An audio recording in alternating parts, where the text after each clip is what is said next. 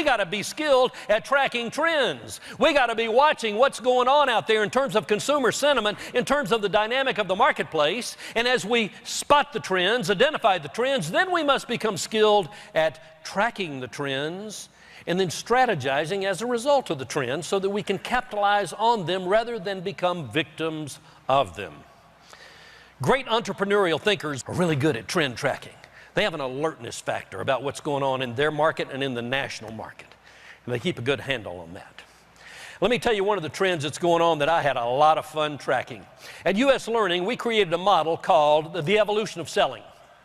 My co-author, Ken Blanchard, has a great line. He says, the greatest salespeople today are the men and the women who lead with their ears. Write that one down, too. Lead with your ears. You see, years ago, the greatest salespeople were the people who stereotypically did all the talking. They said, boy, let me tell you about my company. Let me tell you about our service. Let me tell you about me. Let me tell you about our track record. Let me tell you, let me tell you, let me tell you. You see, the greatest sales professionals today, I am unswervingly convinced, are the men and the women who say, you know, I'm excited to tell you about some of the things we feel we can do for you, but before we get to there, I want to find out where you're coming from on some things. He said, okay, if I ask you some questions. They love it. It's needs analysis. It's trust building. You see, I am convinced that the very successful entrepreneurial thinkers in business today are becoming rapidly aware of the fact that trust and stress are inversely proportional in business relationships. You see, when we do a good job of building trust, trust goes up and stress comes down. Now, why is it that the product pitch and the hard sell really don't work anymore? It's because they are high-stress sales tactics which cause stress to go up and trust to come down. And that's not good. We got to be so good at dealing with people that we are sincerely doing a great job of building trust. And if we're doing that and doing that well, great things are going to happen. So let me show you, first of all, the undesirable model. And the undesirable model works something like this.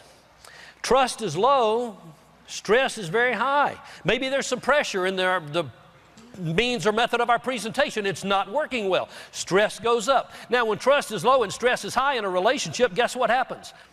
Our conversion rate becomes much shorter. Simultaneously, we realize that the sales cycle gets longer. The definition of the sales cycle is the length of time which transpires from the time you first talk to someone about a given service until you get an affirmative decision. Sales cycle is measured in time, as you know.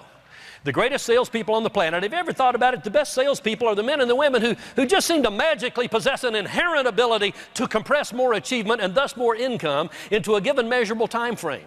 And people look at them and they say, that person is no smarter than me. That person is not working any more hours than me. What's going on? They're making 4 times more money than I am. And the answer is they are compressing more achievement into a given measurable time frame because of their uncanny, atypical skill of building trust and advancing relationships. They're keeping stress low and trust high. Now, sometimes it's challenging. How many of you ever have to deal with a weirdo? Okay? What's a weirdo? Somebody who's different from you, right? How many of you even happen to be sitting next to a weirdo this morning? Anyone at all? Okay. How many of you at this point are pretty sure you got a speaker on the stage who's a little bit weird today? I'm not going to deny that. You know, we've got a southern comedian from down outside of Memphis. His name's Brother Dave Gardner. Brother Dave had a great line. He thought he was being funny, but I thought this one was deep psychology. He said, what we've got to remember is everybody's weird once you get to know them. And you know, that's pretty good stuff. Everybody's got their idiosyncrasies, but friends, if there's a communications gap to be closed, it's our job to close that gap, isn't it? Say yes. It's our job to close the gap. We close those gaps, great things happen.